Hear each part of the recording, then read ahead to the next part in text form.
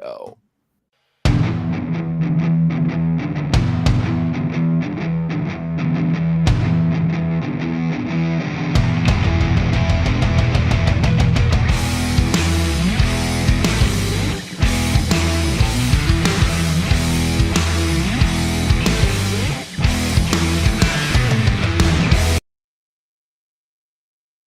All right. What's going on, people? We're going live post Super Bowl to talk briefly, and by briefly, I mean all of 5 seconds, to talk about that absolutely embarrassing display by the Chiefs. That just makes me so happy on so many different levels.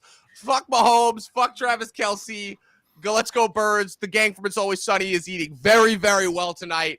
We're here to talk about the trailers, all of the 3 that we got during the game, and mostly just talk about kind of a look ahead to what we have coming out movie and TV wise in the year of 2025, which, if the world hasn't imploded by the end of that year, should prove to be a very, very good, entertaining year with some interesting developments coming out. I'm joined once again by Luke of Luke Reviews. We have a newcomer to the show, another Neighborhood Playhouse alumni. I think, Helen, I think this makes you like number 8 or 9 now. I've lost track at this point.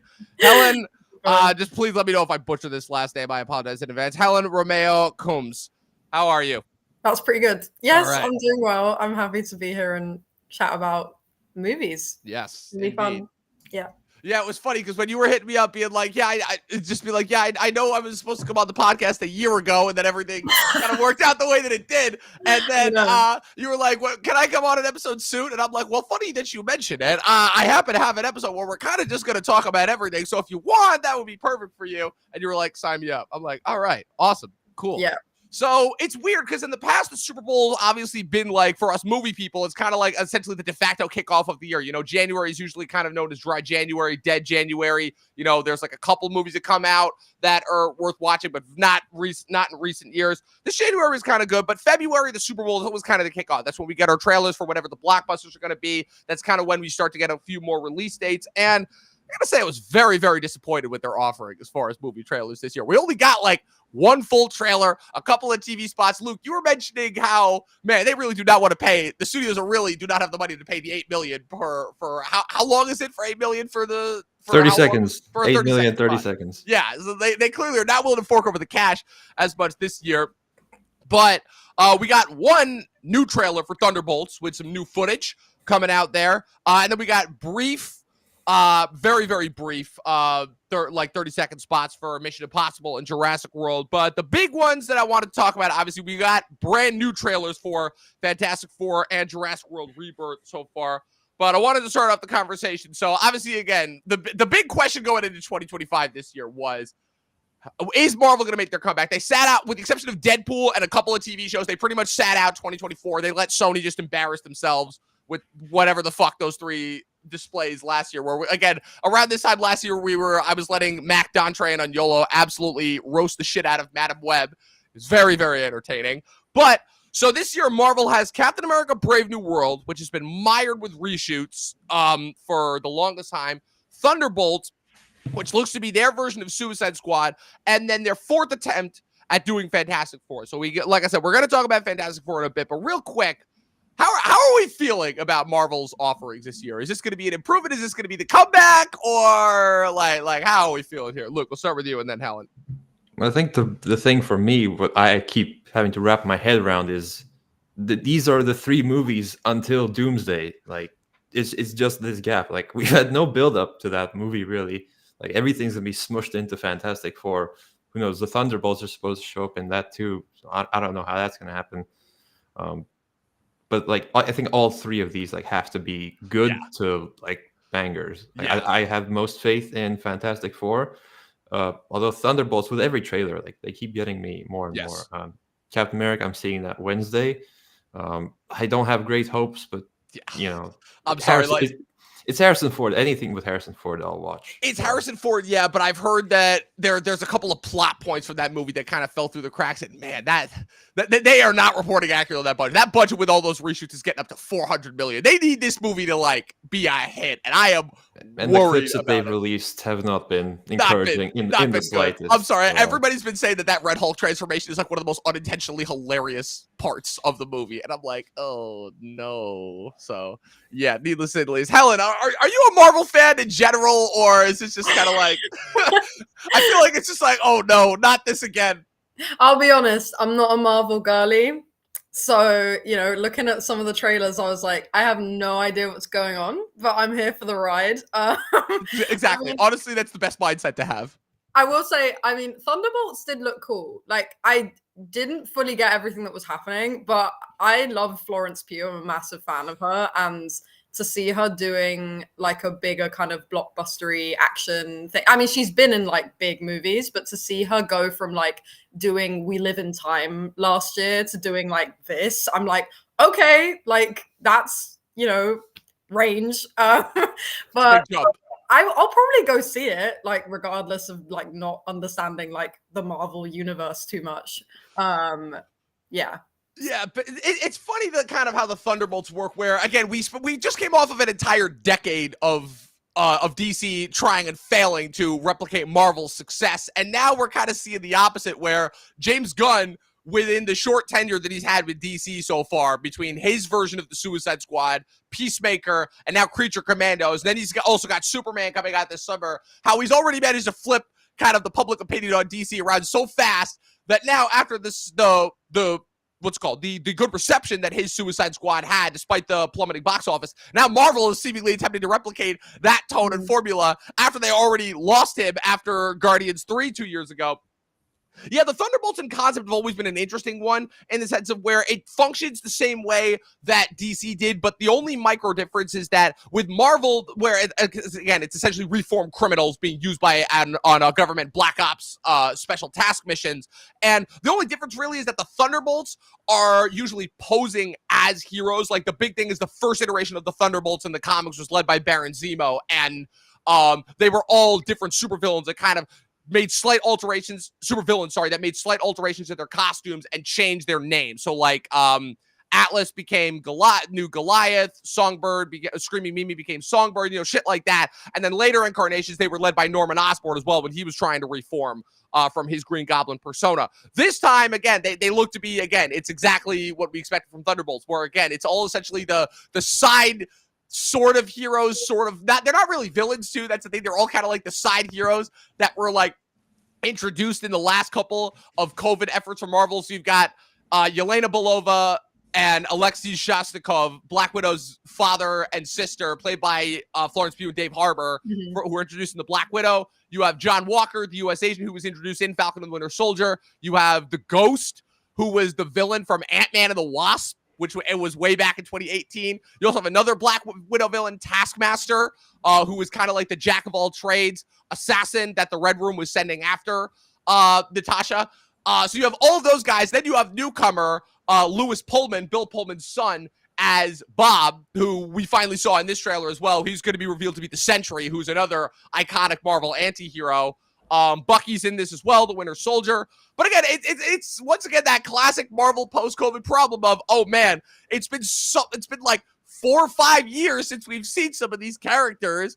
Like, what the hell have they been up to? Because that's the other problem. I think that's the other problem too, as far as where Marvel's had is the MCU leading up to Infinity War and Endgame was so tight, so succinct. Every kind of piece mattered, and now you just kind of like between the fact that they started airing these Disney Plus TV shows that were kind of also necessary, but then not. You had like new characters coming in and out.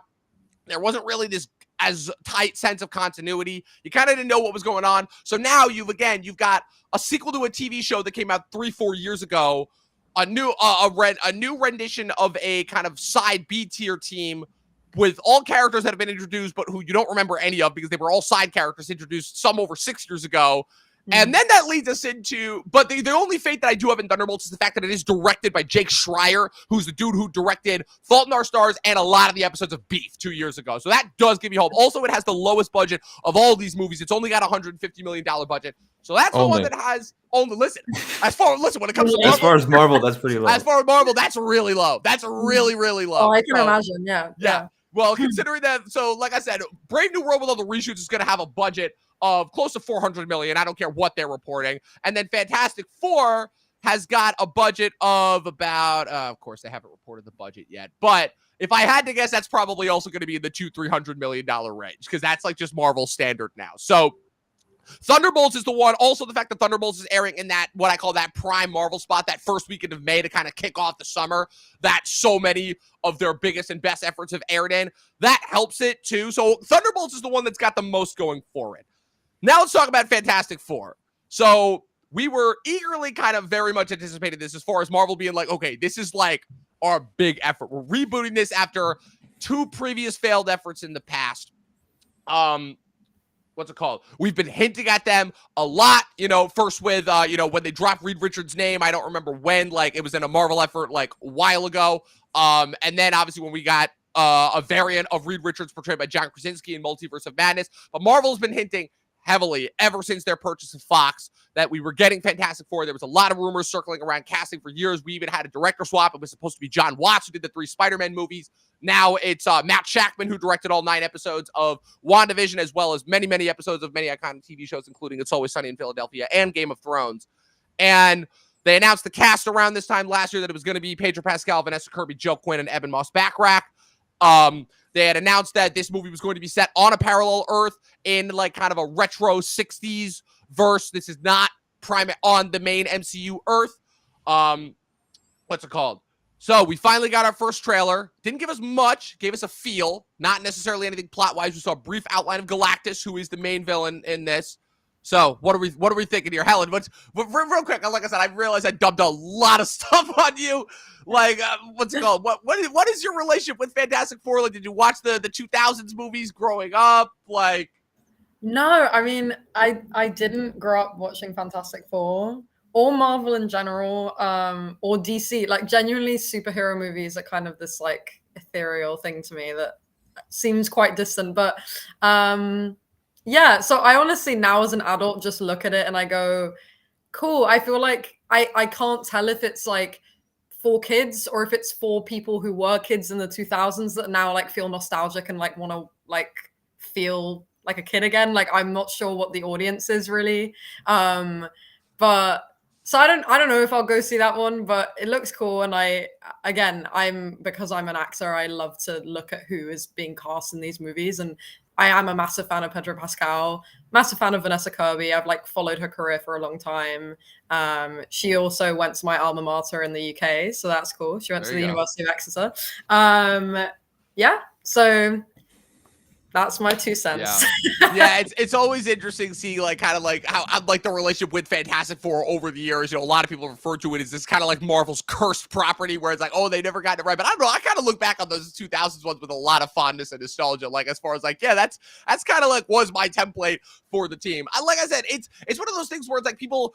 I feel like they haven't really quite figured out how to like crack it in movies, because they're not like the Avengers or the X-Men in the sense of where they're more of like this fantastical like traveling family, like slash explorer. They explore different dimensions and new worlds. They're not really superheroes in the traditional sense. So I think that's why kind of the studios have had like such a hard time cracking them. The 2015 one in general, I just think was an absolute disaster. I still don't know what the hell Josh Trank was trying to do with that one. Everyone's like, oh, he was trying to do a body horror. I'm like, yeah, sure. Okay. I have no clue what that was. He's only made one good movie anyways.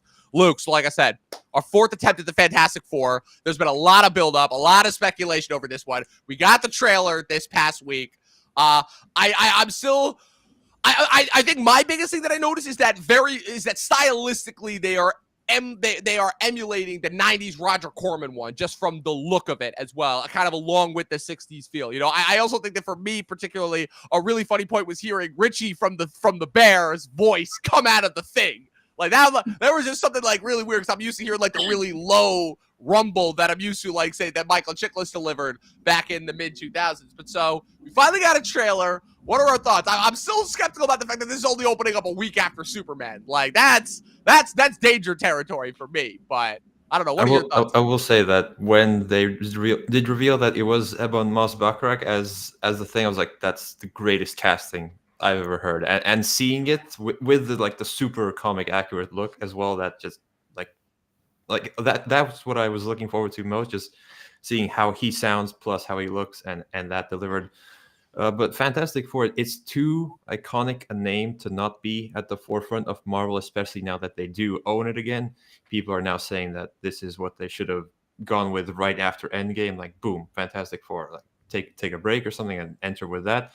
whatever. We're getting it now. The retro look and feel is another thing I really like. It's in a different universe, so they can be more free with it. They will cross over into the main MCU. People think they're going to lose to Galactus, and then that's how that's going to happen. We'll see in July. And yeah, I think it can have. I hope it can have that slight Barbenheimer effect where people see both Superman and this just like a big celebration, and throw Jurassic World in there as well. Right. Yeah, Jurassic World's opening the weekend before both.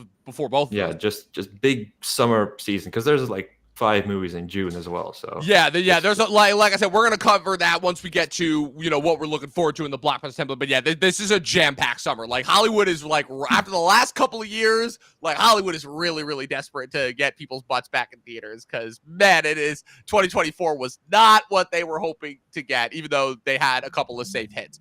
But yeah, a couple other things just about Fantastic Four before we wrap that up. First of all, do you think they intentionally had the only scene that we saw with the Thing being him cooking? Like they definitely did that on purpose, right? As far as like the connections to the it bear. It has to be like a small nod. It has to be. There's no way. I mean, come on. They're like, half the time they're literally doing this stuff just so that they can generate memes. What's it called? Yeah, like I said, I love the look and the feel, because it feels different than any other previous Marvel effort. Couple other obvious like brief theories. So we had no shots of Julia Garner's Silver Surfer, who is confirmed to be in the movie. We had a brief shot of John Malkovich. We still don't know who he's going to be playing. The rumor is that he's going to be playing either Dr. Storm, Susan and Johnny's father, the Puppet Master, Alicia Master's father. We also know that Natasha Lyonne and Paul Walter Hauser will be in the movie as well. Also, so my theory is that, so a couple of other theories as well. The rumor is that this iteration of the Fantastic Four actually did not originate from this Earth. They originated from the main MCU timeline and then ended up disappearing to this Earth sometime in the 60s and kind of had an effect on this Earth, which is why I believe that this also is actually set in modern day, but it still looks like in the 60s. That's why kind of where the parallel Earth thing comes in. Also, my theory is that in banishing Galactus, they'll banish him to the negative zone. And that's how they'll end up crossing back over to the main MCU timeline, which we know will be confirmed by the end. Like I said, this is the last movie that we're going to get major movie that we're going to get before Avengers Doomsday the following year. Also, obviously, no mention of Robert Downey Jr.'s Dr. Doom, but we can assume that will be included in there this year. Really, the last thing that I wanted to talk about is, I'm going to save F1 for when we cover it in the blockbusters, is Jurassic World. Man, talk about a franchise they will not let die, because these stupid movies keep making too much money. I've said it before. I'm going to keep saying it. There's only one good Jurassic Park movie. There's only one good one. Like, Jurassic World was tolerable in the sense of where it was kind of doing that thing that a lot of 2015 movies were. 2015 was the invention of the requel, as Scream later coined, where you had Jurassic World, Creed, and Star Wars The Force Awakens all in the same year, as far as these movies that were low-key remakes, but were adding new characters and were acting more as like commentary on the previous iteration of the movie. So Jurassic World was kind of the first one of those. And it had like something interesting going for it in with the first like 20 to 30 minutes, where it was like, what if we did dinosaurs in the social media age? Like, how would that? I'm like, okay, that's like kind of an interesting thing that you're doing right there. And then it became Chris Pratt, and we're just doing the first movie again, where the security system is down. We have a new mutant dinosaur that we've invented that can camouflage and do all sorts of things. And then they went forward with the 2 sequels, and I'm just like, I don't know what the hell we're doing here. But this is a new take. None of the characters from the last 3 movies are back. There's a new director as well. We have Gareth Edwards directing, coming off a hot streak from Rogue One and The Creator 2 years ago. And so I know that look and visually this will be appealing, I guess. But we have a cast now that consists of Scarlett Johansson, Rupert Friend, Jonathan Bailey, right off of his scorching hot Wicked success, and Mahershala Ali, who desperately needed a paycheck after Blade fell apart over at Marvel. He made an entire Jurassic World movie in between. Like, I'm telling you, it's never happening. That movie is never coming out. It's not happening. Wesley Snipes killed that movie with one line in Deadpool. They are never making that movie. That movie went through 4 different directors, however many different script iterations. They are never making that movie.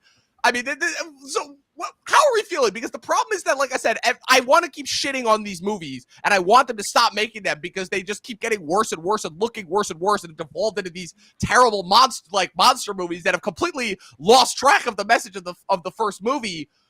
And And yet somehow this looks worse than any of them. I don't even know how that's possible. I'm like, I'm at a loss. I really am. This looks like awful. Like the most stock dialogue, the most stock characters. Jonathan Bailey looks to be a replica of Justice Smith's character, who was like one of the most laughed at parts of the second movie, Fallen Kingdom, in this most recent trilogy. Like, do we have any faith in this movie at all, other than, oh no, parents are going to take their kids to see it because dinosaurs, yay. Sorry. I do. As someone with a very big dinosaur phase in my single-digit years, I will see any Jurassic World movie they throw at me. What I see from this movie is kind of what they did with Prey and Alien Romulus. They're not trying to build like a big saga. They're just doing a movie in the world on like a smaller idea. And this is more going back to the first. Like, they're on an island, they have to go get a thing, and there's dinosaurs. It's more of a Jurassic Park type experience. Hopefully they delve into the horror a little bit. They seem to be with the xenomorph inspired mutant dinosaur. I don't even know what the hell that's supposed to be. I'm like, it was bad enough when you were combining other dinosaur species, but at the very least, that sort of made sense. Now I don't know what the hell this is. I'm like, is this supposed to be? It's like a combination of the xenomorph and the fucking Rancor from Star Wars. Like, I have no idea what the hell is going on here. And also, it is Gareth Edwards. That's probably my biggest faith in this. So looks-wise, it will be good, but my only worry there is that, like, Gareth Edwards, man, it is really dependent on the scripts that you give him. Like, his movies always look incredible visually. Like, you can't say anything about the first Godzilla or Rogue One or what's it called, or The Creator. Obviously, like, visually, all those movies are amazing. But let us not forget, as much as we love Rogue One, as much as that is the best of the Disney Star Wars movies, he was also low-key fired from that movie. They just didn't report on it, and replaced by Tony Gilroy, who came in and oversaw reshoots for that entire third act. So that's kind of where, again, like, I'm skeptical as far as, like, Gareth Edwards. You hire him for the look of the movie. You don't hire him for the script. And script-wise, this looks like an absolute dud. It's giving me bad Jurassic Park 3 vibes as well, which is, again, like, as far as the third movie, it's such a strange choice where you're only going to bring back one of the original characters. You're going back to the secondary island that you introduced in the first one, but it's like almost like an Elseworlds adventure that has nothing to do with it. I don't know. Like, Helen, like, do you have any anticipation for this? I feel so sorry. I'm sorry. Like, I promise that we are going to get to talk about, like, some actual movies before but I'm like, we got to get the blockbuster slop out of the way first. No, I will say, when it comes, so not Marvel girly, however, was definitely Jurassic Park girly. Loved Jurassic Park as a kid. And so seeing this, I'm like, look, I know that this is probably going to be bad, but I'm still going to go see it. And I'm still going to munch on my popcorn and have a great time because I had that phase growing up. And it just brings out my inner child. It just, and however, look, the way I feel about all these Jurassic Park World, whatever remakes, I feel the same way about like Mission Impossible. I'm sorry. Like, they keep bringing out these movies that like, the final reckoning, and it's like, okay, it's the final reckoning, and then they're gonna bring out another one and be like Mission Impossible Reborn, and I'm like, so this is just never ending. This is just like they're just reincarnating the same shit like until Tom Cruise like dies, which... I mean, Fast and Furious, you know, has said one last ride for their last 5 movies. So exactly, like, I'm like, Jesus, like, just can we stop now? So like, yeah, I feel like Mission Impossible, Jurassic World, same shit. They just need to stop. Do not slander the good name of Mission Impossible in my presence. I'm so happy that you brought that up with this guy who's like the biggest Mission Impossible fan there is. Oh, that was I'm sorry. Oh, I love it's it. Okay. Oh, I love it. That's perfect. That's perfect. No, but so I see where you're coming from as far as like, okay, this could be a so bad it's good entry. And I'm kind of hoping that that's the case. But my problem is I've already gotten that with Jurassic Park 3 times. I got it with The Lost World, the first sequel back in 97. I got it with Jurassic Park 3. Jurassic World was just entertaining enough. I'm like, okay, like this has like enough, like the 3-way dino fight at the end was fun. And then Fallen Kingdom was one of the worst things I've ever seen. And to the point where I'm like, wait, I don't know what's going on. Like the first half of this is like a disaster movie where they're trying to save the dinosaurs and make you feel sorry for it. And then the second half is like this low budget horror movie with like a giant raptor chasing. I'm like, well, I don't know what the fuck is going on. And then the end, like the trailers promised us dinosaurs escaping out into the real world, and that was going to be the premise of the movie. But it turned out that was just the ending of the second movie, and that led to the third movie. And then the third movie, I don't remember anything that happens in that movie other than, oh, they brought back the original 3 finally for the third one. But by that point, it's too little, too late. So like, talking about one of the most disjointed, confusing trilogies of all time, to the point where we get to this one, Luke, to your point, you were like, okay, this is just another movie, like you said, after Prey and Alien Romulus, where they're not trying to maintain any sort of continuity. They're just placing this almost like an Elseworlds story within this universe. And I'm like, okay, but I guess the difference is that with this franchise versus those other 2 movies, is that those 2 movies are like kind of outer space involving, so you can kind of get away with that. You know, like you can just drop a Predator anywhere on the planet in any time period and it could work. You know, you could have an Alien movie set like kind of randomly with different characters in any part of the galaxy in outer space. You can kind of always make a comeback. These movies, like, I feel like the problem with these movies is we've gotten everything that we can from them. So now we're literally just repeating, like, okay, we're going to go on a quest to another dinosaur island. What could possibly go wrong? Oh no, things are going wrong. Like, But Dom, we haven't gotten everything possible. We haven't gotten the next $1 billion from the viewing audience that these movies. We also haven't gotten. Now we're also mixing dinosaurs with aliens. Like I said, it's just, I don't know. I'm weird because, like I said, I have certain franchises where the threshold for stupidity can go literally to infinity and beyond. Like I said, I will keep watching the Fast and Furious with Mission Impossible movies until the day I die. But there's some where I get to the point where I'm like, I don't need to see this. I don't need to see this anymore. We'll see in July. We'll see in July. It's going to be an interesting July back and forth. Because they already coined this one, right? Because after the Glicken failure this past year in an attempt to replicate Barbenheimer, because like I said, it's Jurassic World, Superman, and Fantastic Four all in a row. I forgot what the name for it was, but it was something. It was something. All right, so let's get into it. Let's run through. So like I said, I have 3 lists here. 4 technically if you count TV. But like I said, TV is just briefly because like I said, it's just mostly waiting for the release date. So I have a blockbusters list, I have an indie list, and I have a wilds card list. So I'm going to run through the lists, and then we're going to kind of gauge everyone's temperatures on how we're feeling for these movies as well as their release dates. So first up, you've got 2 back-to-back movies that have switched release dates already, one of which has been delayed since it was supposed to come out in it was supposed to come out in March of this past year, 2024, and then was delayed to January 2025, and then was delayed to April, and now was switched back to March. 2 different movies from 2 very acclaimed directors, both of whom are surrounding the main character playing twins, and I'm like, that's a weird coincidence how that ended up kind of adding up. Bong Joon-ho's first effort since Parasite, which won him his Best Picture and Best Director. Mickey 17, starring Robert Pattinson, and then Ryan Coogler's first effort since Black Panther: Wakanda Forever, Sinners, starring Michael B. Jordan. Mickey 17 follows Robert Pattinson as a character in a future who signs up to be a disposable, in which he is cloned umpteenth amount of times to be used for a certain amount of experiments.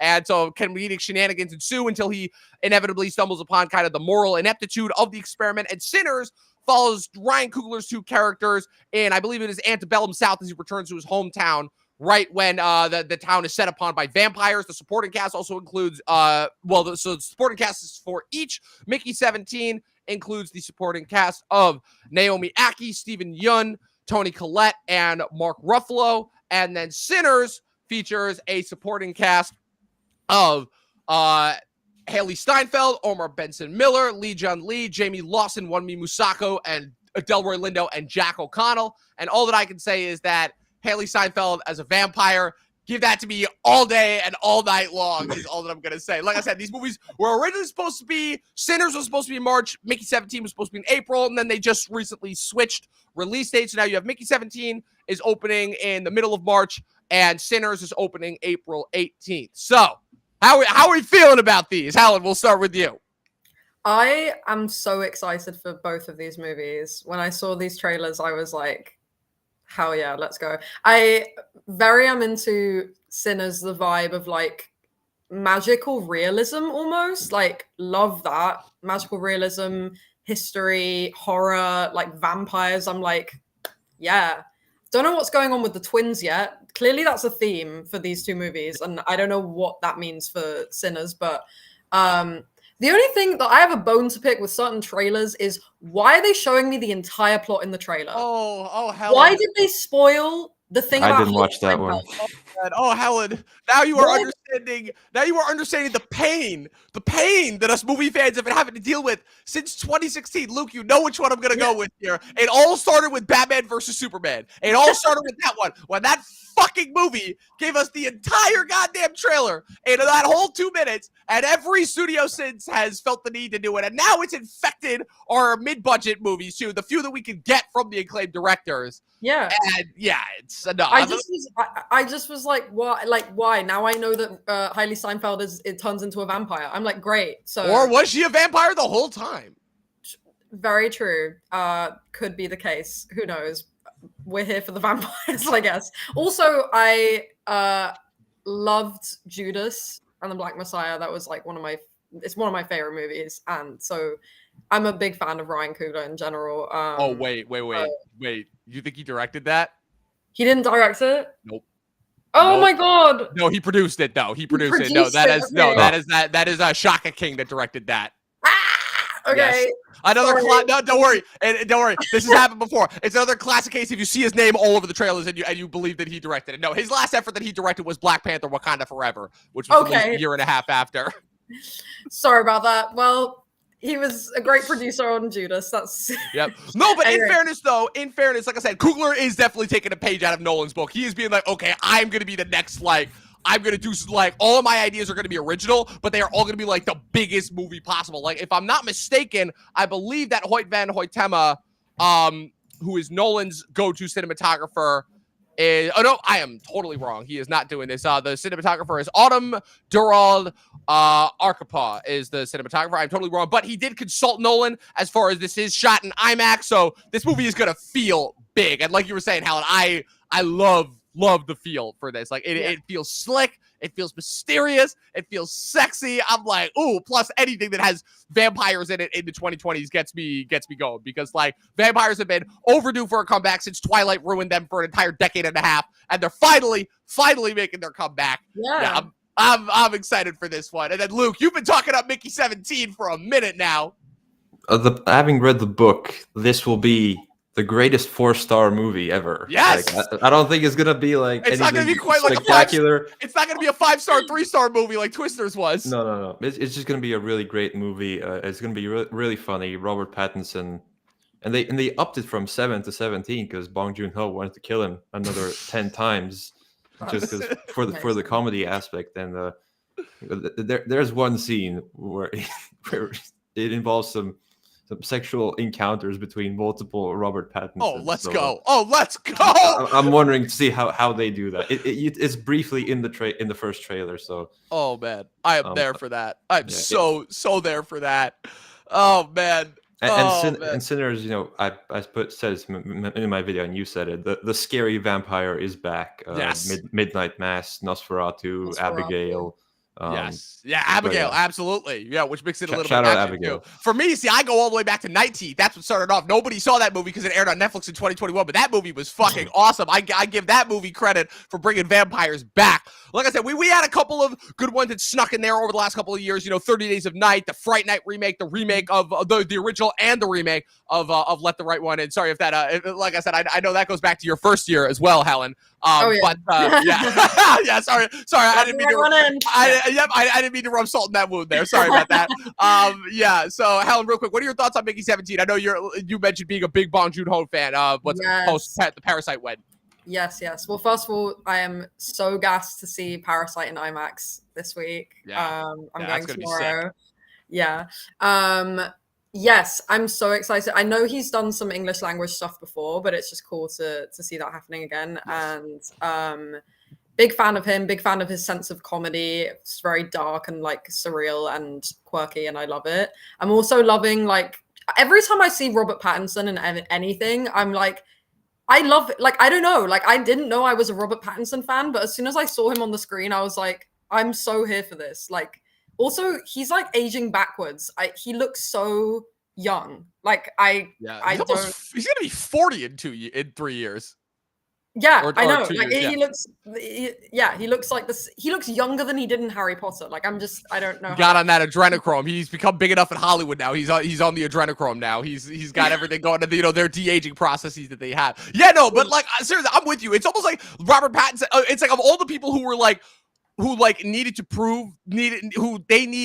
to be proven to that Pattinson was like a real legit actor. I feel like Pattinson was like doing that the most for himself. It's like, okay, I need to prove to myself that I can still do this after Twilight. And man, does he come out swinging over the last couple of years. I mean, come on. Yeah. Good Time, The Lighthouse, Tenet, Devil All the Time, Boy and the Heron, the Batman. He has been just crushing it at life. He's going to be in the Odyssey. In the Odyssey, which I can't wait to see who he's going to be playing there. Don't worry, we're going to talk about that at the end because I have so many theories about what Christopher Nolan is going to do with the Odyssey. But yeah, so you kind of got those two that are kind of kicking off summer blockbuster season. Like I said, we already talked about a lot of the superhero efforts, so I'm going to save that. But let's bring it to Helen. You were so gracious to bring it up. Mission Impossible: The Final Reckoning, which, oh man, like it is one of those things where you are either like a lifelong fan, like yes, I've been following these movies for years. Those movies are literally 1 year older than I am. These movies are literally hitting their 30-year anniversary next year. But so the thing about this one is this was originally supposed to be a part 2 of part 1, when 2 years ago Mission Impossible Dead Reckoning was Dead Reckoning part 1. And then ended on a cliffhanger. Yeah, another cinematic staple that I love so much.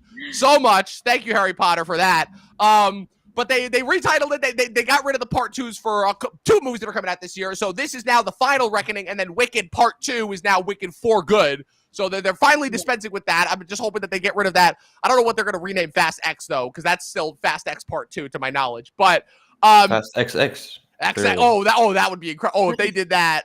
No. And then Triple X, where Vin Diesel plays his character. Exactly. You beat me to the punch 1 minute. So obviously, like I said, so this is actually quite interesting. So Luke, you are obviously a lifelong fan of the Mission Impossible movies. Helen, as you've said, you were just like, why do they keep making these movies? And the answer is that because Tom Cruise literally wants to die doing one of these stunts. That is the answer. Every time it gets crazy, like this, he's always hanging off a plane. And like, next time, a cliff. He's played the Burj Khalifa, a cliff. Yeah. What was it in Dead Reckoning, Luke? A train. He's always hanging off something. Yeah. I will say, not a massive fan of Mission Impossible. However, I do love watching Tom Cruise hang off things. Like, that is entertaining and incredible. Like, I'm like, how is this man doing these stunts? Like, that is very impressive. I will give it that. So in that sense, it's like, cool. That's great. I love that. It's kind of how I felt about when I watched Top Gun Maverick. Like, I mean, it was a great movie, but I loved, like, the thing that I loved the most about the movie was just the fact that they were actually flying the planes. Right. Experience-based entertainment is what it is, where you could feel the practicality. And I feel like that's kind of become the narrative around it and kind of what the real reason as to why Tom Cruise is still like kind of propelled as being like, the king of Hollywood, because he does earn respect for still going out of his way to do things as practically as possible, and obviously now they're doing the latest stunt hype up for leading up to this one where he's like, yeah, I literally like passed out a couple times because, I would stick my head out of planes and I was flying it like that amount. And it's like, you are literally trying to kill yourself. Like, this man is 62 years old, 63 actually now, I believe. We're going to be 63 this year. And I'm like, yeah, I'm up and down with the Mission Impossible movies. I like some more than I like the first one. I like the third one with J.J. Abrams did. I really like the sixth one, Fallout, with Henry Cavill, because that one just felt huge. Like, that one just felt the biggest, where it's like, wow, we have really evolved up to this point. Like, the action, really, I would say of all of them, made me feel like really lived in there. Now, I'm kind of at the point where, Luke, you were a big fan of Mission Impossible, the last one. I thought, I'm like, all right, we're fighting AI now. Like, I'm sorry, that has no place in these movies. It really doesn't. Where AI is like whispering to Tom Cruise. I'm like, I'm sorry, you can't punch AI in the face. Like, that's not how that works. He'll find a way. I know he will. He'll punch out the screen with the eye. And now in this one, he's like swimming down to where the submarine from the last one sunk and he's probably trying to do that practically. And he says it's the final reckoning. I don't know. Everyone is convinced that this is not going to be the last one. It's not. I know. I still think it might be. I'd like to think it would be. It would be a nice, like, kind of denouement. But knowing them, they're probably going to do the thing of where it's like, oh, he fakes his death at the end of this one, but he turns out he's still alive to live another day. Helen, it's actually really funny because I was actually, Karn and me, one night we were hanging out. We were watching clips from the second Mission Impossible movie, which I don't know if you remember the beginning of that movie, but that movie literally starts with him just climbing up a cliff. and it's like 10 minutes of him just climbing up a cliff, and then he receives the glasses from the IMF, just receives a set of sunglasses, and then it's like this whole like shitty early 2000s CG intro, and then literally the cut to credits is like this awful ripoff of Bond where he throws the glasses at the screen, the glass disintegrated to fire, and then it cuts to the opening credits. It's one of the worst things I've ever seen, and I'm like, yeah, I feel like that's the template for these movies going forward. And also, just you want to talk about practical, I'm like, wow, Tom Cruise dragged this crew out here and made them film him climbing up a cliff for God only knows how long, and if that scene was 10 minutes, you know that in real time it took them like a week to shoot just him climbing up this like impossible to climb rock structure. Yeah. And I'm like, okay, this is the level that we're at. Luke, there's no way this is going to be the last Mission Impossible movie, right? See, you guys aren't sure either. I'm not sure either. I think maybe he has other things he wants to do, like he's mentioned, like other project with McQuarrie. There's been that long discussed movie in space. Well, because we know that his next movie after this one is going to be the Inarritu movie that's coming out next year. So that's gonna. So that's it. So for me, that's more interesting than this one, because that one I'm like, oh, he's actually like doing something that he hasn't done. Exactly, he's acting, but like for the first time in 25 years. Because like the big thing for me that I always go back to with Cruise is that he does Eyes Wide Shut and Magnolia in 1999. With Kubrick and Paul Thomas Anderson, two very prolific, very acclaimed directors who really challenged him as an actor, and his experience on both those movies, he spends the next 20 years doing blockbusters, like with the exception of movies like Vanilla Sky, Tropic Thunder, Lions for Lambs, and Valkyrie. He's pretty much only exclusively done action-based movies for the last 25 years now. So seeing him team up with a director as prolific and acclaimed as Inarritu, back-to-back Best Director winner as well, with a cast that is not at all like his typical cast members. You've got people like Riz Ahmed and John Goodman and Michael Stolberg, and actually like really, really good actors for this next movie. And I'm like, what is this movie going to be about? And what is that one? So that to me has like has way more interest for me than this one. But like I said, that one doesn't come out until next year. Either they'll make it like a big No Time to Die type thing, or it'll be open-ended. Like, is he not? And maybe in the future we can do like a I don't want to say Dial of Destiny type movie where he's like super old. Please and God, no. It's really bad. Please God, no. Not after that. No. That was such a piece of shit, that movie. I'm like, literally, I came out of that movie feeling depressed. I'm like, I should never come out of a movie feeling depressed, especially after watching Indiana Jones. I'm supposed to be having fun with these movies. Why do I just feel miserable after watching it? Like I said, a couple other ones that I want to hit just briefly before we get on to the indies, which are going to be more interesting. Like I said, so Avatar, Fire, and Ash. How are we feeling? Yay or nay on that one? Nay. No, big yay. Yeah, I like the last one. I like the last one. I had fun with it.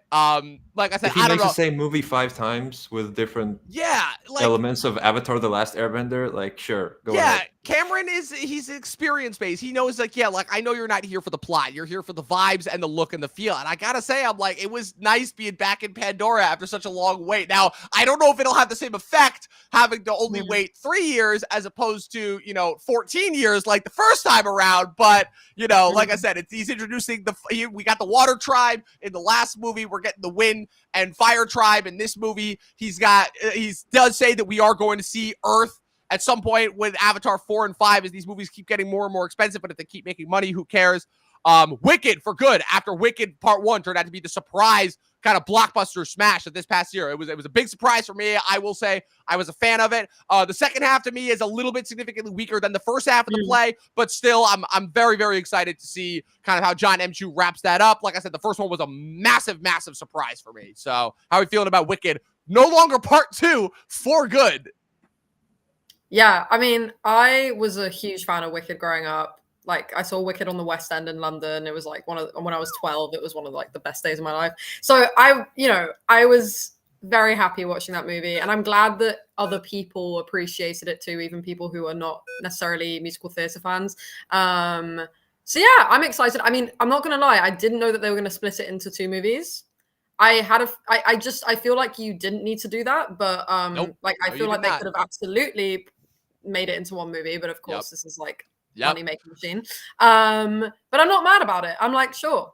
Also, I think it is nice that it's like Wicked for good. Like that makes sense because of the song For Good.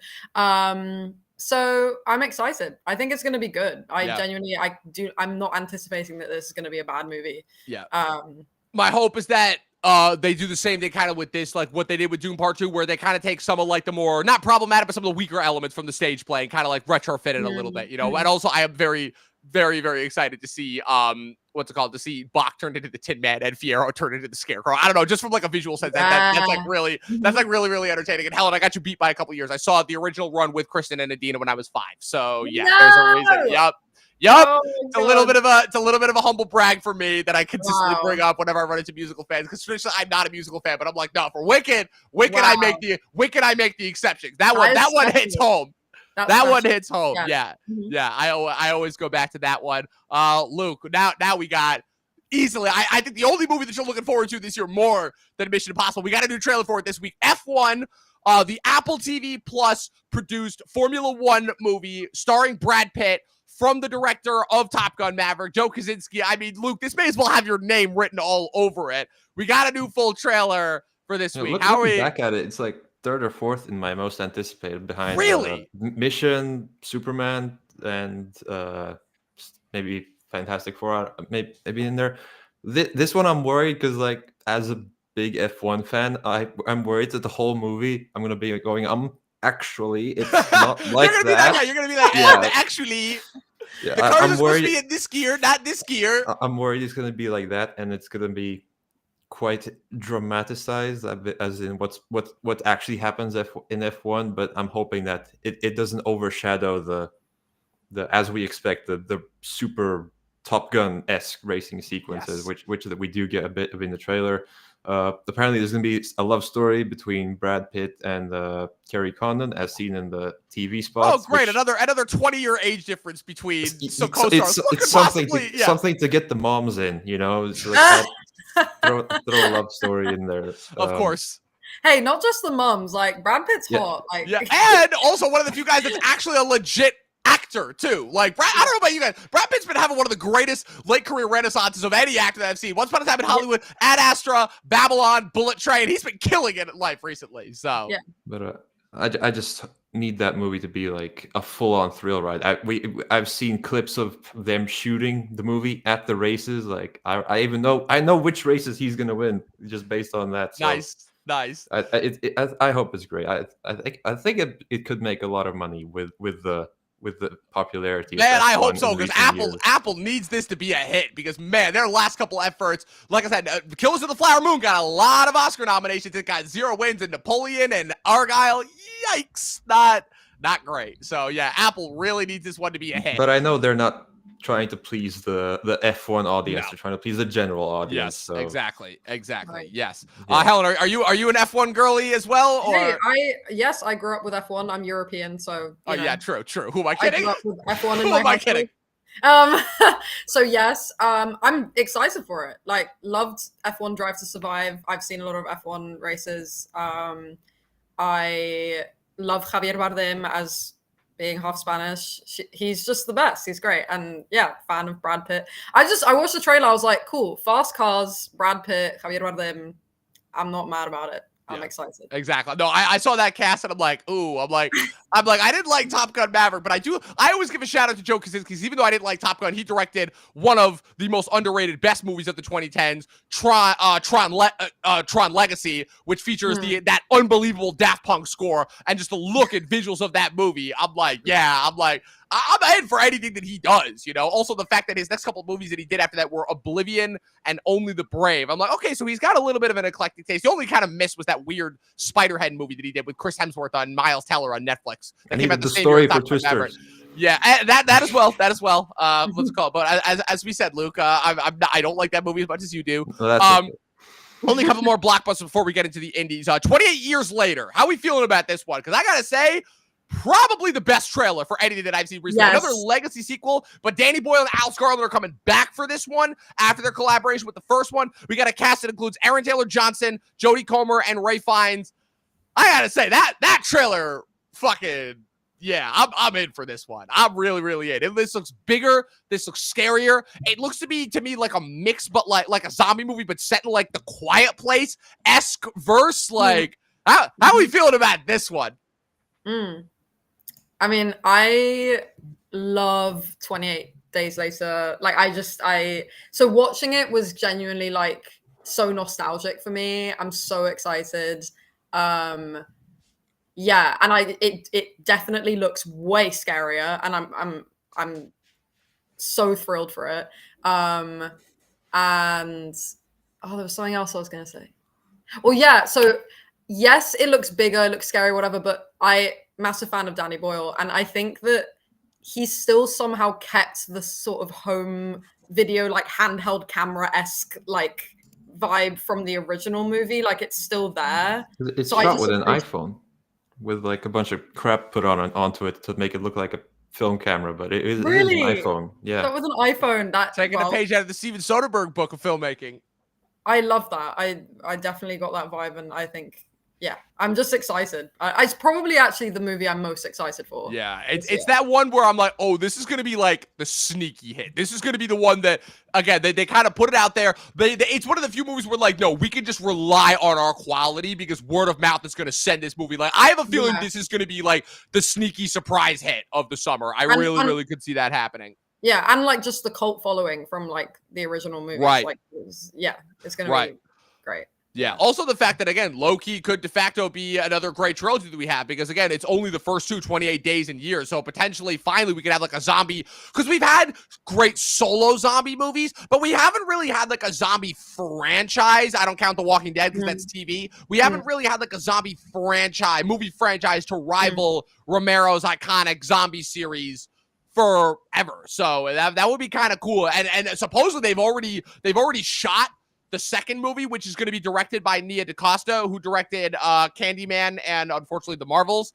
And apparently they're already working on a third movie too. So that's already kind of cool. The fact that they're already like trying to explore different aspects of this world. So that one's got to be really, really excited. A couple more that I want to hit. Tron Ares, Luke, how are we feeling about this? I mentioned Tron Legacy before. That's one of my favorite, like, kind of underrated movies of the 2010s. We got one of the co-directors of Pirates of the Caribbean 5, and it stars Jared Leto, Jodie Turner-Smith, Cameron Monaghan, and Evan Peters. Man, they are putting a lot of stock in that Tron brand because, good Lord, that cast does not get me excited one bit. Not one bit. That's just like, wow. How many people can we put in here that just absolutely repulse me? Because, I'm sorry, Cameron Monaghan ruined all of his goodwill from Shameless with that whatever the fuck performance as Joker on Gotham. Evan Peters is really the only one, but Evan Peters and blockbuster movies have not exactly worked out in the past, with the exception being X-Men. And Jared Leto, just why? Why are we still continuing to put him in anything? So, man, they really, like I said, it is a good thing that they earned my trust and respect with how much I fucking love Tron Legacy, because, man, this has me worried. And it's opening in October, too. Yeah, I don't know. How are you feeling about this one? So with both the 28 and Tron franchise, we'll be watching those for the first time this year.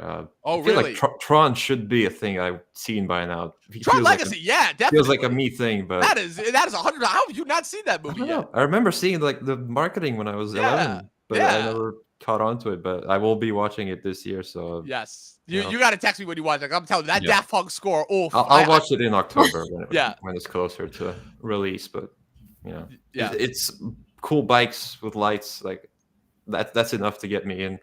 So yeah, all I know is every time I think of that movie, I think of Jeff Bridges saying "The Grid," and then like his monologue at the beginning of that movie. It's awesome. It's incredible. Hal, do you have any relationship to the Tron movies? Does this movie mean anything to you at all? Absolutely not. Just when you said Daft Punk, I was like, I'm here for it. Yes. The score legitimately is incredible. Essentially, what you have is it's another classic Matrix sort of thing where it's like this video game creator, the original, I should say, kind of gets sucked into this literal virtual reality space that they've created. But Legacy, which to me was like the big like kind of comeback, was basically where like his son, in an attempt to search for his dad who had gone missing, finds himself in the same virtual reality space that his dad created and is basically considered a god in. So it's this interesting thing of where you have Jeff Bridges is basically a god in this space, but then you meet him and you're like, oh, it's just the dude, but like as a god essentially. And that's kind of like the effect for it. The only trade-off is that in Legacy we also get one of the earliest instances of CGI de-aging, where the bad guy in that movie is a digital replica of Jeff Bridges that is de-aged called Clue. So, but it's 2010, so it still looks a little wonky. But the look and style of the movie, like I said, it's different from anything else. I still think that it's Joseph Kosinski's best movie. Last two blockbusters before we move on to the before we move on to the indies, or should I say the real ones that we're looking forward to. Zootopia 2, which I should say should be Tutopia, and then probably the most interesting kind of out of nowhere one, Edgar Wright's remake of The Running Man, starring Glenn Powell.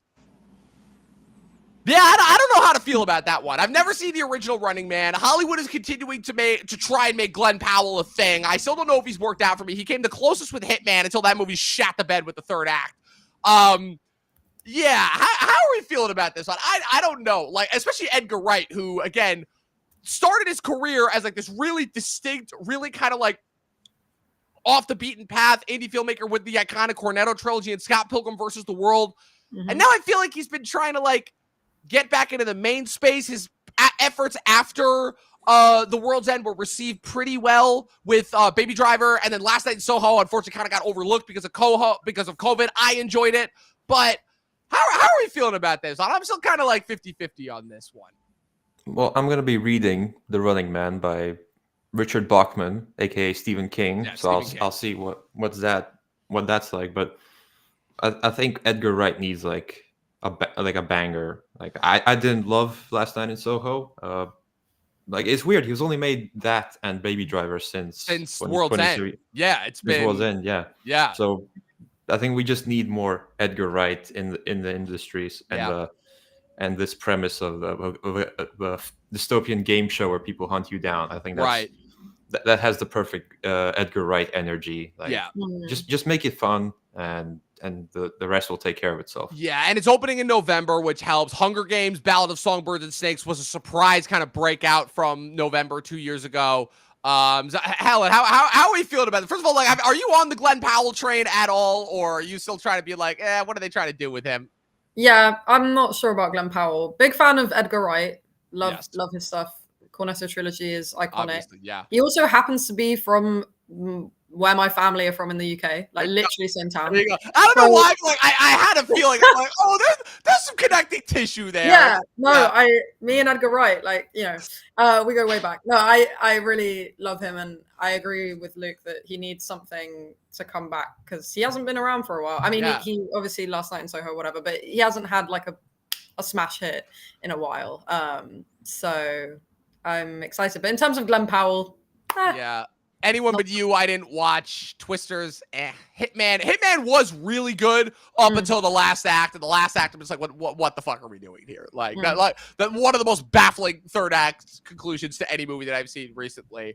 You guys are missing one crucial Edgar Wright thing, and that's the COVID reunion of the Scott Pilgrim cast when they got together virtually to read through the movie, which was one of the highlights of COVID for me. I think it's still on YouTube. You should go and watch it if you get a chance. I think the only I don't think that movie's very good, so I will not. Come on, you guys have been shitting on my franchise all day. Come on, Luke. Oh, you got that one. You got to rewatch. I'm telling you, like it is the perfect blend of whip smart dialogue and pun jokes with insane video game visuals. Like that movie. I'll rewatch it before The Running Man. Yeah, I think the only cast members who they weren't able to bring back for the reading, they weren't able to bring back Brie Larson, they weren't able to bring back Aubrey Plaza, and they weren't able to bring back Johnny Simmons. But everybody else they were able to bring back, which I thought was awesome. And then laughing at all their ridiculous jokes, I thought was great. All right, now let's get to the real ones. Let's get to the movies, the films, if you will. Now that we're through all the blockbuster sludge. First one, Paul Thomas Anderson's 10th feature film starring Leonardo DiCaprio, Sean Penn, Regina Hall, Tiana Taylor, Alana Haim, and Benicio del Toro. One battle after another, previously thought to be the Battle of Bactan Cross. It is It is an adaptation of Thomas Pynchon's Vineland saga, and I believe that the only thing that we know is that it's going to be kind of similar, but like a more straightforward and big budgeted version of Inherent Vice, where Leo DiCaprio is kind of like this bum character hanging around LA as like there's this kind of weird, uprising against like whatever fascist government is in control. There's going to be car chases and scenes with tanks. This looks to be Paul Thomas Anderson's biggest movie yet. It comes out right smack dab in time for my birthday in August. So that's going to be a nice little birthday present to me. How are we feeling about this? Paul Thomas Anderson hasn't had a movie since Licorice Pizza, which I was not a fan of at all, but he continues to be one of the best working filmmakers. Obviously efforts like There Will Be Blood, Boogie Nights, The Master, Phantom Thread, Punch Drunk Love. Oh man, like this, I'm like, yeah, I'm excited for this one, to say the least. Who's going first? Well, I've only seen Licorice Pizza, and that wasn't great. So Yeah. I will have to watch more. Yeah, you got to watch the his rest. movies before this one, because you seem to be talking it up a little. And you said Leo's in it, right? Leo is the lead. Yeah. Yes, first time also that Leo has worked with PTA. Famously, again, this has kind of been a long time in the making because PTA originally wanted Leo for the lead part in Boogie Nights, and Leo turned it down, but recommended Mark Wahlberg based off of them working together in Basketball Diaries. So, and that's how we got Boogie Nights. So yeah, so this is kind of a little bit of a come full circle moment for everybody involved. So. Helen, obviously, I mean, I assume that you've got to be a Paul Thomas Anderson fan. Yeah, I've seen. Yeah, I mean, I haven't seen too many of his movies. I've seen Boogie Nights and I've seen There Will Be Blood. Okay. So loved both of them. Yeah. So yeah, I'm all for Paul Thomas Anderson. I'm pumped. Yeah. Yeah. Yeah, I've seen every Paul Thomas Anderson movie in theaters since Phantom Thread, so unfortunately that's only been 2 movies. But the majority of them, he was very prolific when I was in high school. My friend Dustin was always talking him up as far as being like the filmmaker to watch, and I watched Boogie Nights, and I'm like, this is one of the greatest movies I've ever seen. Obviously, I watched Boogie Nights on a plane, which was random. That is very strange movie to watch on a plane. Yeah, especially with that opening scene. And oh man, let's just hope that there weren't any little kids that were around when they were watching, because oh man, that would be an awkward explanation to their parents. Next up, the third in the Knives Out trilogy. Like I said, famously, this movie opened in 2019 in theaters before Netflix bought the rights for $300 million for the next 2 films. The second film, Glass Onion, opened Christmas of 2022. And continuing with the kind of Agatha Christie edge that Rian Johnson loves to do with his movies, you've got Daniel Craig back as Benoit Blanc with an entirely new cast consisting of Josh O'Connor, Glenn Close, Josh Brolin, Mila Kunis, Jeremy Renner, Kerry Washington, Andrew Scott, Kaylee Spaney, Daryl McCormick, and Thomas Hayden Church. I gotta say, this might be my favorite of the casts they've assembled. I liked Glass Onion more than the first one. The first one I wasn't that big of a fan of. I thought outside of Chris Evans, they didn't do a good job utilizing the ensemble cast. Wake Up Dead Man, the next Netflix installment. How are we feeling about this one? What's the vibe? What's the temperature? Helen, we'll start with you this time. For Knives Out 3? Yes. I mean, I was a fan of the 2 first movies. I didn't think I was gonna like them, but I actually did. And yeah, I mean, I'm excited for it, especially Josh O'Connor, big fan of him. I've just like his career recently has just been really interesting to watch, and he's kind of just like killing it. Like, I don't know if you guys saw that Italian movie, La Chimera. I did not know, but I heard good things about it. It was great, and he like learned Italian for it, the whole thing, like just spoke Italian the entire time with all these Italian actors. So he's just had a very interesting career, and he just has a lot of range, has been doing a lot of different things.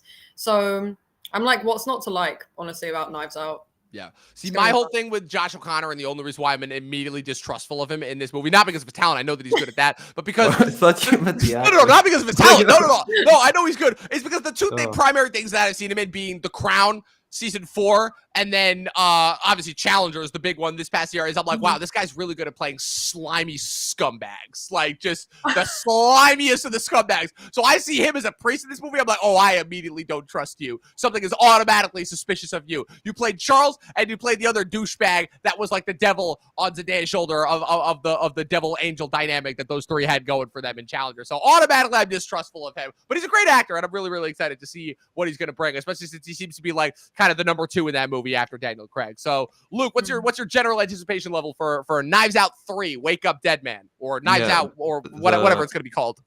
The first Knives Out is like one of my favorite movies ever. The second one was good, not as good, but like that's a pretty high bar.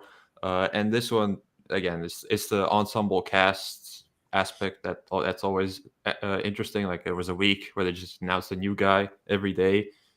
Jeremy Renner is in it, even though his hot sauce was in the last movie, which is amusing to say the least. And Kaylee Spaney is in it, who I'm now a fan of since Romulus. So and a bunch of other people. So and like Daniel Craig is just so perfect in that role. Like, robbed of an Oscar nomination. Queer is all that I'm gonna say. Sebastian Stan was great in The Apprentice, but that fifth spot. Well, I mean, I also didn't like Conclave at all, but that fifth spot should have been Daniel Craig. But you didn't like Conclave. I am not a fan. Okay. We'll talk about that after. I'm not a fan. The ending screwed it for me. Okay, I see that. Yeah. All right, next up, another big one. We have the return of Ari Aster after his last effort, Beau is Afraid, did not exactly have the impact that his first two efforts, Hereditary and Midsommar, did. This is a film that is a Western, so already that right there, Ari Aster directing a Western. The plot right now follows a small-town New Mexico sheriff with higher aspirations. This will be his second collaboration with Joaquin Phoenix, with a supporting cast that includes Pedro Pascal, Emma Stone, and Austin Butler. So already that's like three of the biggest names of the last few years. I was not a fan of Hereditary or Midsommar. I loved Beau is Afraid. I had an absolute blast watching that in theaters. It almost made my top 10 of the year. Yes, I know. I'm completely on the opposite train of everybody. Because Hereditary and Midsommar, I'm like, I don't really know what he's going for here. Also, I'm like, the scares are there, but I'm like, the plots for both those movies are like kind of really dumb. Like there's some weird bits of comedy in there that just don't work for me at all. But then Beau is Afraid just went full-on surrealist, stupid balls to the wall. And I'm like, oh, now I get it. He's just trying to do he just likes doing random shit for the sake of doing random shit. But if he does it like sequentially and makes it funny, which that's the thing that everybody missed about that movie is a farce. Like not just a comedy, a farce. Like the scene with him and Parker Posey, anybody who's seen that movie knows what I'm talking about. Again, my theater was laughing so hard. It was the hardest that I'd seen a theater laugh in the last couple of years. How are we feeling about Ari Aster's fourth film? A hit or miss director, I will say, for me personally. All you Americans pronounce Midsommar wrong. Like Midsommar. Midsommar. Okay, I'll make sure I pronounce it like that from now on. Are you Swedish? No, but I'm close enough to know that. I'm close enough geographically to know how they pronounce it. Okay. Oh, man. That's funny. Oh, man. That's good. Yeah, Luke, I just realized, have you and I ever talked about Ari Aster in depth? Not overly. I never got to Beau is Afraid, but I enjoy his first two. And do we know what the fourth one is about? Or like I said, all that we know is that it's a Western. That's all we know. Well, that's probably enough. Yeah. And I will watch Beau is Afraid before that. Yeah. You got to dedicate a whole day to that because that is 3 hours long, and man, that movie does not stop from start to finish. Is all that I'm going to say. One of the greatest third act reveal. So I've gotten two of my friends recently who were like, "Man, I need something crazy to watch. Something that's got." I'm like, "Oh, have I got the movie for you?" And then my one friend was texting me throughout, being like, Dom, I think I'm traumatized after that movie, and I'm like, "You're welcome." This is just love. I love getting people with that. I recently got my one friend with The Substance too, so that was a very good. That was quite fun seeing their reaction to that. Helen, all right, let's start at the beef. I take it you are a big fan of Hereditary and Midsommar. Well, okay. Right? So, even worse that time. Forget it. I'm not even gonna try. Not even gonna try. It's done. I'm not gonna try. No, I'm not a massive fan. However, I just was not expecting you to be like, because everyone loves Hereditary and I'm not even going to say it. And then don't like Beau is Afraid. Like I heard so much like shit about Beau is Afraid. So I didn't see Beau is Afraid. I saw Hereditary. I actually hate horror movies and I watched it anyway and I like cried when it ended because of how upset I was. Yeah, I was about to say, wow, somebody who doesn't like or watch horror movies, what's the first time you're going to watch Hereditary? Oh, boy. It was a horrible experience, but I could appreciate the movie. I still tried to like step outside of like how upset I was and be like, that was still a good movie. Like, yeah, I genuinely did. I think Ari Aster is a good director. I think he knows he's doing something interesting with the horror genre. So it's going to be interesting to see the Western. Yes, indeed. Yeah. I'm glad that he's branching into other genres outside of horror, which I felt like was kind of constraining to him. If that's one thing I will say, after it's the horror genre was very constraining, and I realized that he is somebody who has a lot more to offer than just in that genre. I'm trying to remember, like, when I saw Hereditary in theaters, like, because this is the problem too. It was coming off that stupid hype wave when everybody was coming out of Sundance or Cannes, whichever film festival they saw it at, and they were like, "Oh my god, this is like the scariest movie I've ever seen." And they were doing that stupid thing where it's like, "Oh, measure your heart rate at like beats per minute." During that, and like all that stupidity, and that already kind of started the movie off on a bad note for me. And then I watched it, and my reaction was, I'm like, okay, cult stuff, okay, these main characters are all idiots for not realizing that they are blatantly being manipulated by forces around them. The movie I thought had something interesting going forward in the sense of, okay, we don't know if this is actually happening or if this is all a result of said mental illness. Then by the end, they're like, oh no, this is actually happening. And the movie kind of lost a little bit of the suspense factor for me. When the daughter got her head knocked off, I'm like, okay, is this supposed to be funny? Like, what is going on? So I'm kind of like just trying to figure out how I'm feeling for it. And then the last act happens, and my theater is dying with laughter. And I'm like, oh, okay, I guess this is a comedy now. All right. And then Midsommar, I'm like, I fell asleep for the first 10 minutes, and I woke up and I figured out exactly everything that was going to happen over the next 2 hours. And everything that I figured was going to happen did happen. So there was that. But Bo was afraid. I went into that movie completely blind. And like, all right, I'm only giving this one more shot. And I had an absolute blast. That was one of the silliest movies I've ever seen, and I absolutely loved it.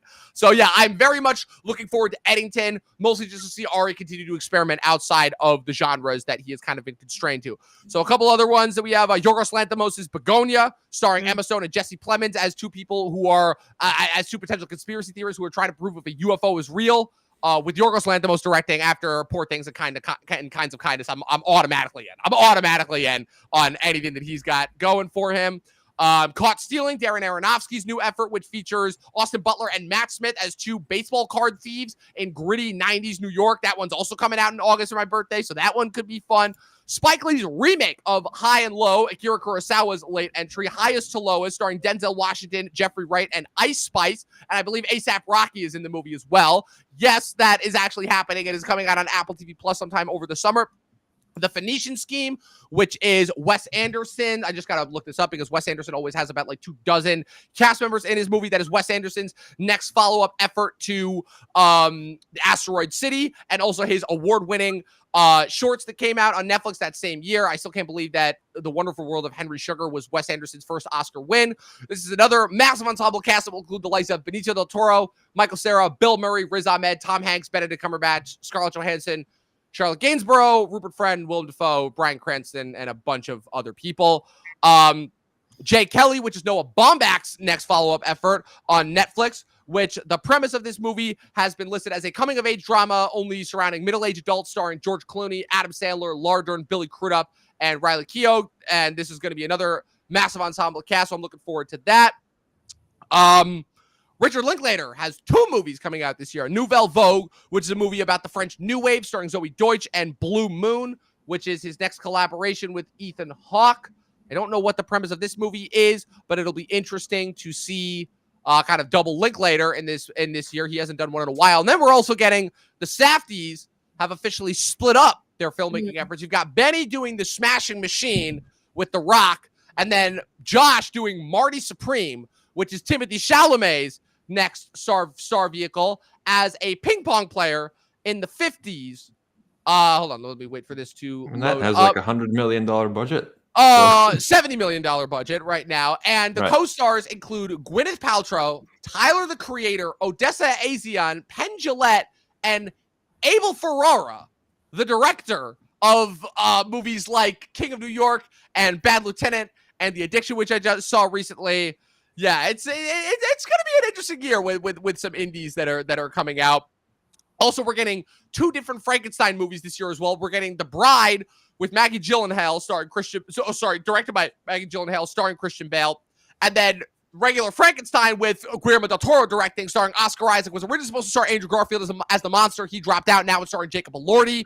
So yeah, I kind of just like rattle off a lot of movies there. So I would say out of all of those, which one is the one that you guys are looking forward to the most? I can read them off again if need be. I'm going to go with Marty Supreme and Caught Stealing, because it's directors that I like their previous work, it's actors that I like their previous work, and it's just intriguing stories. Like, some ping pong player and Yeah. baseball thieves. Like, okay, sign me up. Yeah. Honestly, Yeah. yeah. I'm with that. Yeah. Helen, which of those titles kind of tickles your fancy the most, if you will? I do like the sound of those two a lot, and also Frankenstein, Guillermo del Toro. Love his work, and I'm very, very curious to see Jacob Elordi as the monster. I don't know if I see that, and I want to be convinced otherwise. But I love del Toro's work, and also I just love like remakes of reimaginings of like period piece, like old, like I loved Nosferatu.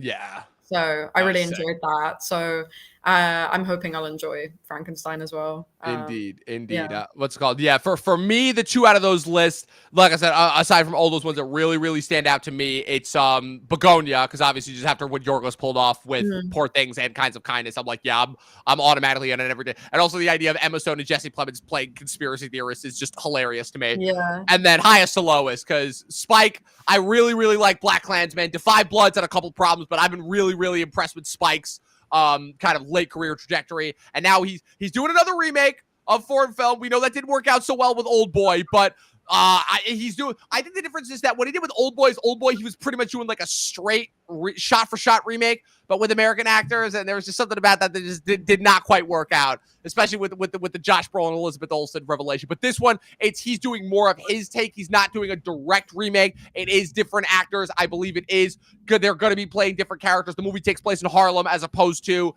in Japan, obviously, when the original did. So yeah, those two I'm looking forward to the most. And also one other that I forgot to mention that is kind of off of everybody's radars, but considering that his directorial effort was probably one of my favorite directorial breakthroughs. So this is Jonah Hill's next directorial effort after mid-90s. It is called Outcome.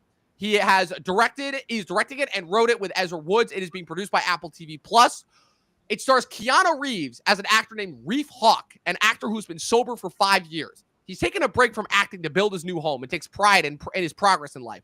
However, when he receives a call from his crisis lawyer, Ira Slits, played by Jonah Hill, who reveals that someone is blackmailing him with a video of questionable content, his life is turned upside down.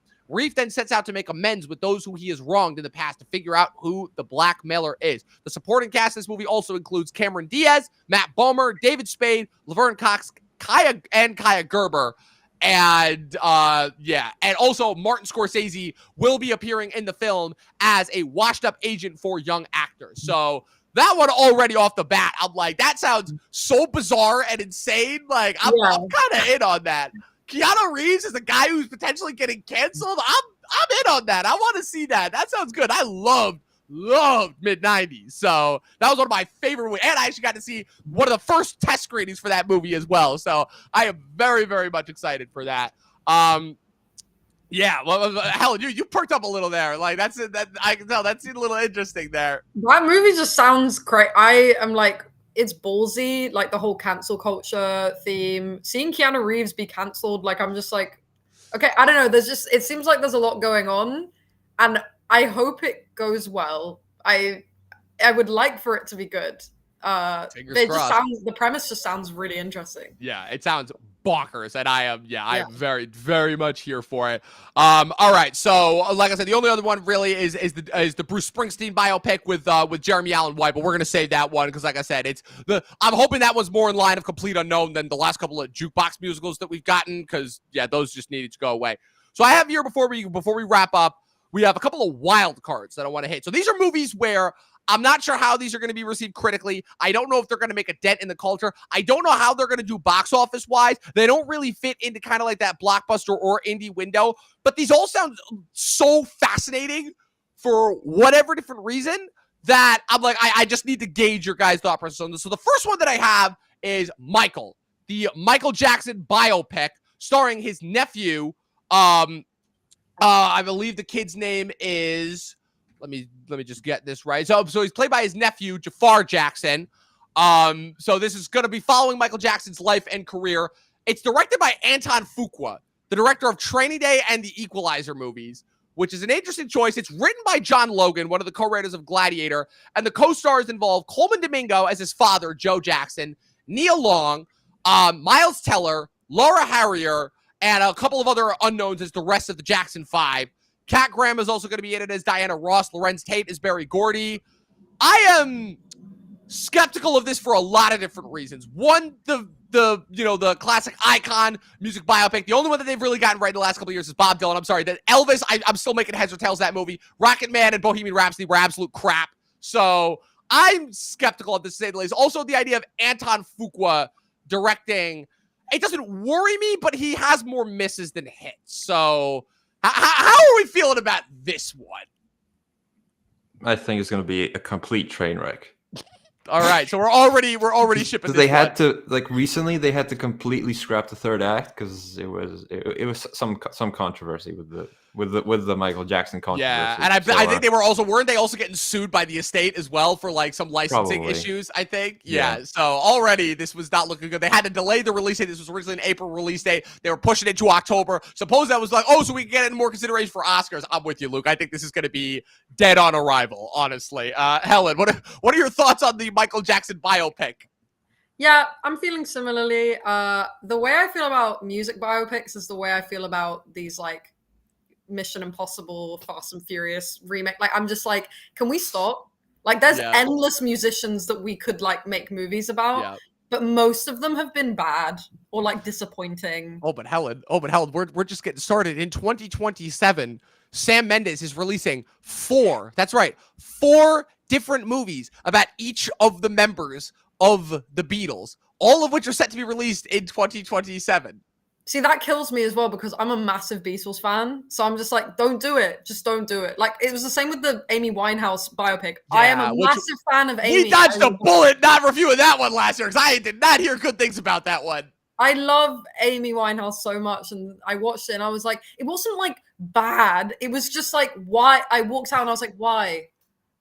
Why did they make this? It adds nothing. They did my girl Yasmin dirty, from what I heard from my beloved Marissa Abella, who is unbelievable on Industry, which is a show that I am constantly going to recommend for people because that show is so good. And I was so sad when I heard about that. I mean, I saw Aaron Taylor Johnson's 20 years older wife directing that movie, who also did the first 50 Shades of Grey, and I'm like, oh, I'm already getting bad vibes here. The next one in the wild card batches. This is a movie that Dustin alerted me to, but the premise just sounds so fascinating that I had to. So this is the next effort from director Derek Cianfrance, who previously directed Blue Valentine, Place Beyond the Pines, Light Between Oceans, and also directed the 6-part miniseries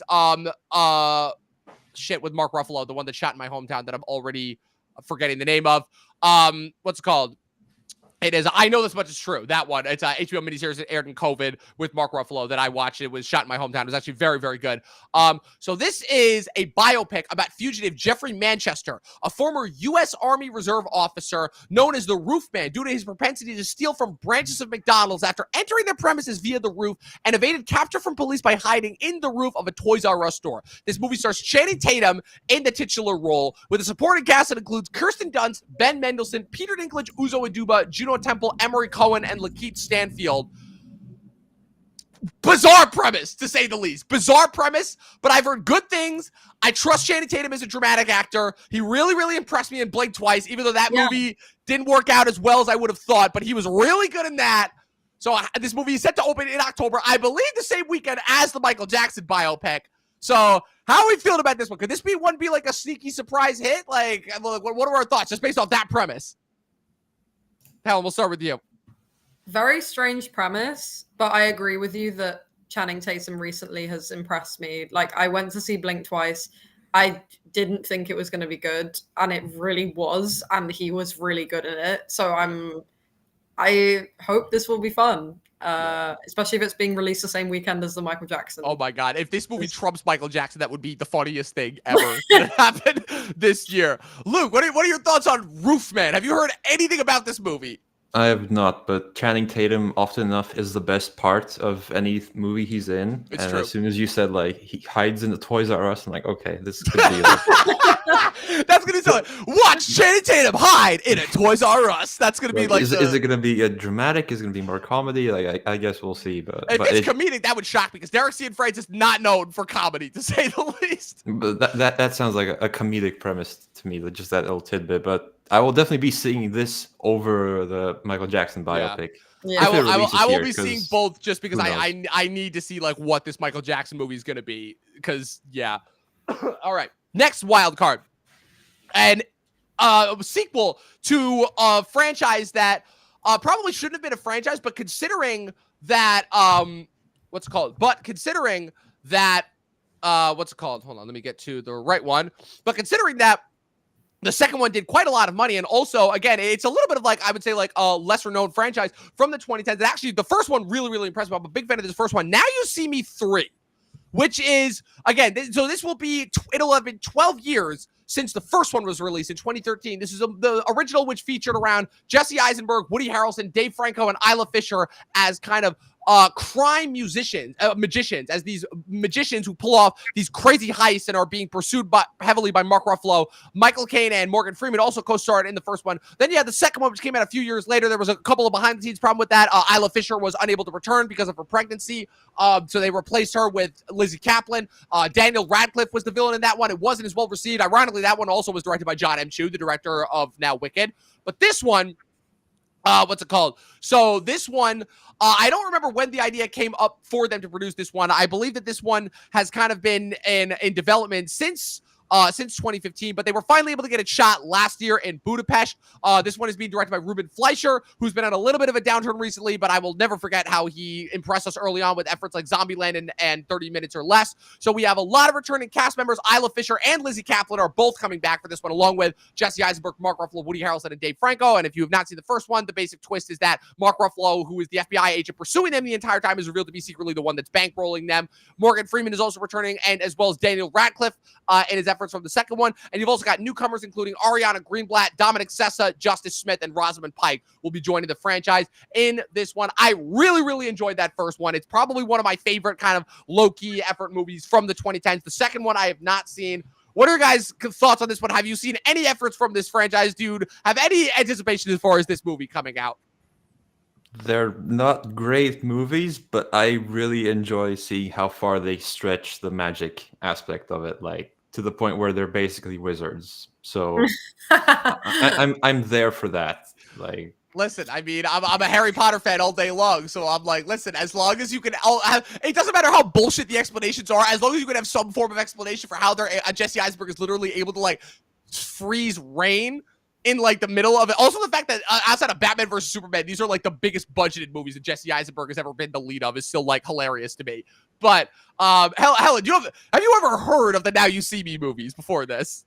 I've heard of them. I haven't seen them. Yeah. So I recommend the first one. The first one is solid. The second one, but the first one is solid. So I'm hoping that they can pull it off. And I like the new cast members that they've got, Ariana Greenblatt aside, but I like the new cast members that they've got involved. You know, Justice Smith has been good when you give him the right material. Dominic Sessa, obviously, after the holdovers, and Rosamund Pike. I mean, come on, you can never go wrong with Rosamund Pike. I mean, come on. Interesting. I do not like Dominic Sessa. Really? Like so you're one of the ones that did not like him after the holdovers. I'm a Dominic Sessa hater. I'm sorry. Yeah, I think he'll be perfect as like he doing some close-up magic, like he if he's doing magic, you know, or I don't know what his role is going to be. I don't know. Maybe they'll be like starting like a magic academy almost, you know, because they did hint that like there's different because the other thing that's part of this movie's lore also is the fact that the magicians are all secretly part of this one overhanging society, this Illuminati like society called the Eye. So that's kind of like hinted at throughout like the second one. Oh yeah, this movie's got lore to it as well. So yeah. What's it called? Fast forward to these next couple ones. I'll skip over Megan 2.0. I like the first one. The second one's gonna be fun. For me, the big wild card. After his critically acclaimed series, The Idol, you know, The Weeknd's The Weeknd's feature film debut, directed by Trey Edward Schultz, with the same name as his most recent album that came out, starring Jenna Ortega and Barry Keoghan. Hurry Up Tomorrow. I have no idea what this movie's about, and honestly, I kind of want to keep it that way, because after The Idol, I'm like, I think I need to go in blind, because The Idol, I'm one of the few people that actually liked The Idol until the last episode, when they just like blatantly just cut plot lines, and it was one of those things where I think kind of the entertainment value that I had from that show came from seeing that like the majority of that cast was actually really fucking good, like really fucking good. And The Weeknd was so bad, like so bad, that it was almost like this like seesaw act. It was like, okay, how can the other cast members save whatever the fuck The Weeknd is doing? Like the one scene where he's like trying to intimidate the one fashion guy in the store where he's like got a fucking shock collar around Troye Sivan. That show was bonkers, to say the least. And I'm interested to see how Hurry Up Tomorrow is going to go, especially considering that he's got like actual like decent actors, you know, like Jenna Ortega and Barry Keoghan, who have both been killing it recently. My thoughts on this is that I'm kind of hoping that this will be this year's Megalopolis. Obviously not in the same sense as you, Luke, because I actually really enjoyed Megalopolis. I mean, come on, how could you not? That movie was absolute nonsense, and it knew it. Talk about a movie that was high on its own supply. Helen, what are your thoughts on the Weeknd's Hurry Up Tomorrow with Jenna Ortega and Barry Keoghan? Did you watch The Idol? Did you have any sort of like, do you have any sort of anything going into this movie? No, I did not see The Idol. I have no interest in this movie, except I do love Barry Keoghan. So, I mean, the only reason I would maybe be convinced to go into this movie is if to see him. But no, I have no opinions or it's just it's one of those things where I'm like, this sounds so dumb, and it doesn't even like the trailer was basically just like a music video. And like, there's no plot. Nobody knows what it's even about.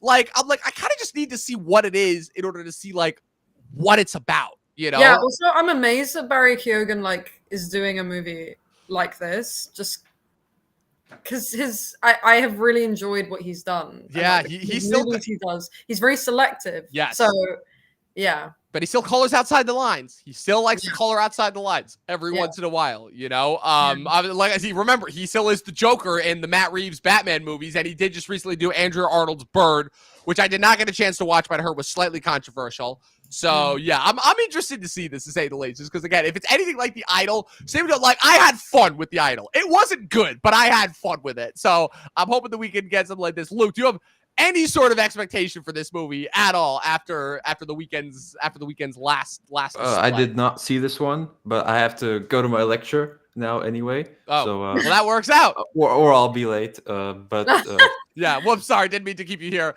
past that time. That's all right. Real quick, give a shout out as to where the people can follow you on the interwebs.